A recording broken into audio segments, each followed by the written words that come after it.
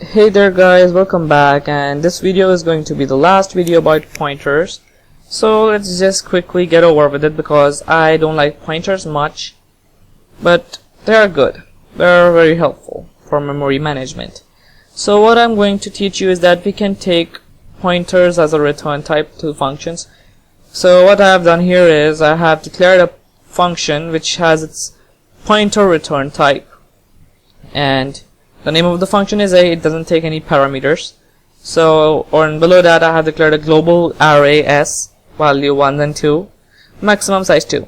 So in my main I have declared a pointer variable PDR, and I have assigned that pointer to the whatever A returns.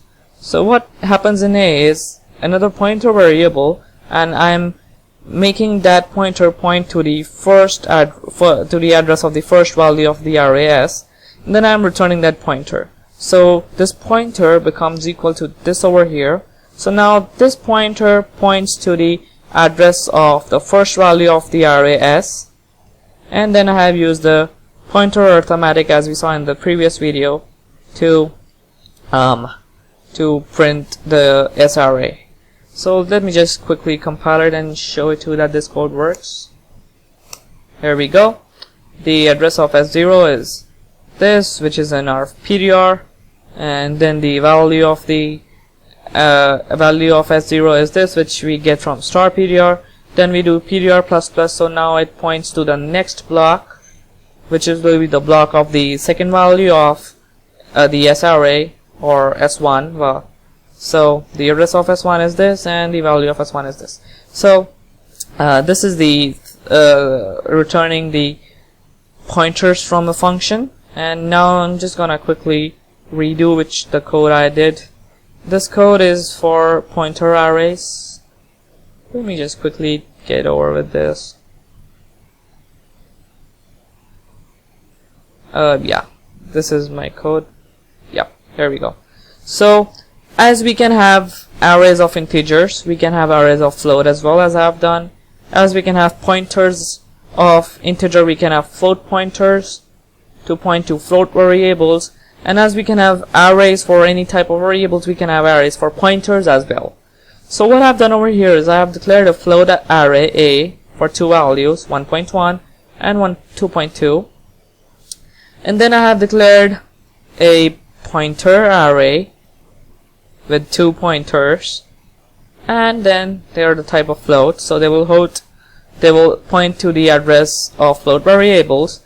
And then I have done over here is this: I have made the pointer, or the first value of the pointer array to point to the first value of the array A, and I have made the second value of the pointer array to point to the address of second value of array A. And in the next line over here I have pretty much done the same thing using the for loop. So over here what happens is, first I is equal to I is 0, and for that this statement runs, oh my god, my spelling, for that this statement runs pointer 0 is equal to and A 0. Then the I is 0 over here. Then the I becomes 1, so for that this runs, and then I again gets incremented, so I now becomes 2. Since 2 is not less than 2, so this loop has completed its compilation. That's pretty much it. And then I have printed that array by using the values in the pointer array. So first I have printed this: the address of pointer %d, the address held in the pointer array is this, which is basically the address of the array A, and then the value at the address held in pointer is this, which is actually the value held in the array A. So let me just quickly compile it and run it. Yep, so here we go.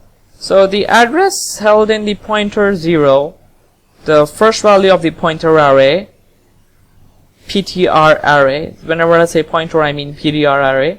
So the first value, the address held in the first value of the PTR array, which is PTR0, is this. which is the address of the first value of the A array, which is A0. And the value at the address held in the PTR0 is 1.1, which is the value of A0. The address held in the second value of the PTR array is this, which is the address of the second value of the array A, which is this. And the value at the address held in the second value of the PTR array is 2.2, which is the value of the second value of A array. So this is the pointer array. You can have pointer arrays of any type, float, char, int. You can have array of any type, float, char, int. So basically what I'm trying to tell you is, because I have been using only ints in my program, wherever I have used int, you can use any other type of data. Now the last thing about pointer is the null pointer, int star PTR, and PTR equal to null. So null basically means nothing. So over here this PTR pointer points to nothing. And to check if the pointer points to something, you have this. If PTR printf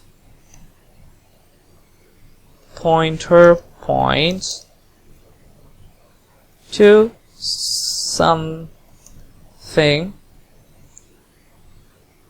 So now if the pointer doesn't point to something, I can just simply have an else over here and keep it printing that the pointer not points to nothing. But I want to show that how you can check if the pointer points to nothing. You can check it like this. If not pointer, which means pointer points to nothing, printf pointer points to nothing, pointer points to nothing, new line. And you can also have checked like this, PTR equal to null, and I'm gonna just do the same thing. Yep, that's it. So now the pointer points to null, and I'm just gonna compile it and run it. Okay, I didn't save it. Let me just clear it so you can see it better. Compile it. Okay, so here's the error. Null should be in capital, not small. And I need to remove this S. Now we compile it and run it. So right now the pointer points to nothing. The pointer points to null. Null means nothing. So the statement runs, which means not pointer, which basically means the same thing if pointer equal to null. So it prints me pointer points to nothing because this runs. And then I check again if pointer is equal to null. That again means the same thing if pointer points to nothing. So it prints me the same thing. The pointer points to nothing. So now I will quickly create a variable over here, int a equal to 5, and then I'm going to point. The pointer is going to point to the address of A, and now it's going to say that pointer points to something. And as you can see, it said the pointer points to something. So this is how you can check if the pointer is null or not. It is used in file handling. Basically what we do in that is we point to a file inside our computer, and if the file exists, the pointer will point to that file. If the file does not exist, the pointer will simply point to nothing. So we check if the file is being pointed by this. So what we do is, if the pointer is pointing to something, that means the file exists. If the pointer is not pointing to anything, that means the file does not exist. You will get that in the file handling part. And this is everything about the pointers. I've covered everything. If you have any problems, just leave it in the comment section below.